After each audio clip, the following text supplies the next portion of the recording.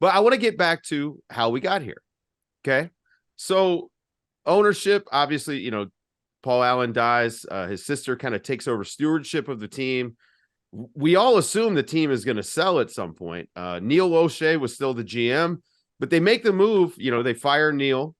They move on from Neil and they hire Joe Cronin. And it didn't seem like they really interviewed a lot of people. Joe Cronin gets the job and basically just acquiesces the everything to Damian Lillard here, right? So you sign this extension. We go into the summer. The assumption is that the Trailblazers have made a promise to Dame that they are going to try to field a more competitive roster. They signed Jeremy Grant minutes into free agency to a massive contract, which, we can assume was something that they promised ahead of time. And it kind of shot their team building opportunities in the foot, Mo. No, the mistakes that they've made even before that, like, let's just go to they held on to CJ way too long in the CJ McCollum, Damian Lillard backcourt when we all were pretty clear, hey, this isn't going to work. It was pretty obvious. And I think they held on too long, 2 years longer than they should have in that regard. They didn't learn from that. And I think Neil was the GM for the long time during that period, but Cronin was there on the staff. They didn't learn from that mistake, and then they held on to Dame way too long, and are doing the same thing now with Dame in that regard. And then they give this ridiculous contract to Grant when this is a team that should be tanking.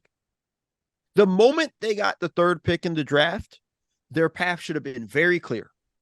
Hey, Dame, let's work with you. We're gonna tank. Let's work with you. Hey, Grant, let's try to find a sign and trade for you, Jeremy, because things change. It just doesn't work for us. We're gonna be bad for a while, and we're gonna invest in our young guys, in Scoot, in Sharp, and build from there. And I think that's the mistakes that they've made. And I think those are the things that have really kind of led to this stuff. But the mismanagement of just the team building started with Neil and it's continued with Cronin. It's not there. It's continued on, and it's almost like a tradition now in Portland. I think, again, this gets back to the ownership situation, really, because that decision to, okay, we're going to do this to then we're going to go under to then rise back up. That's a call that,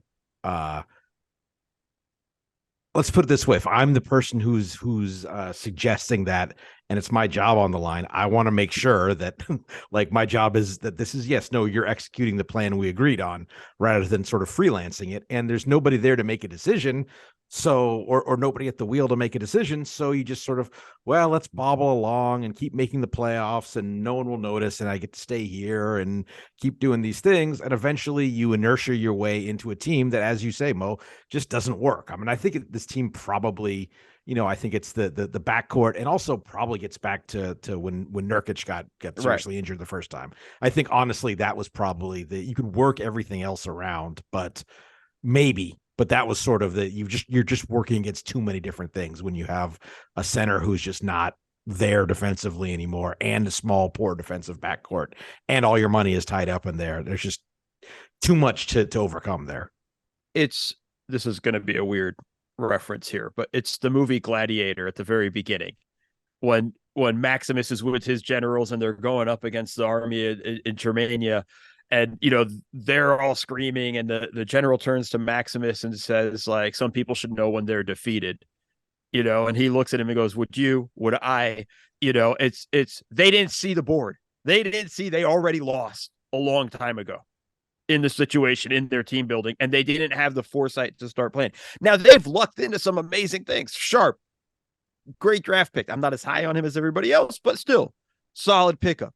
Scoot getting the third pick this year was awesome for them. It worked out great for them. They've lucked into these things, and now they need to make smart decisions with that. As you said, Seth, comes down to ownership, kind of saying, hey, all right, we're okay with tanking with all that stuff, but we don't know who's going to be the owner in 2 years.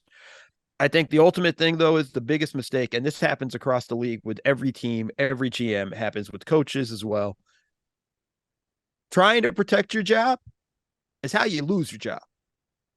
A lot of times GMs have a longer lifespan, but trying to protect your job, trying to make the decisions based on my long-term career versus the future of the team, constantly leads to big mistakes.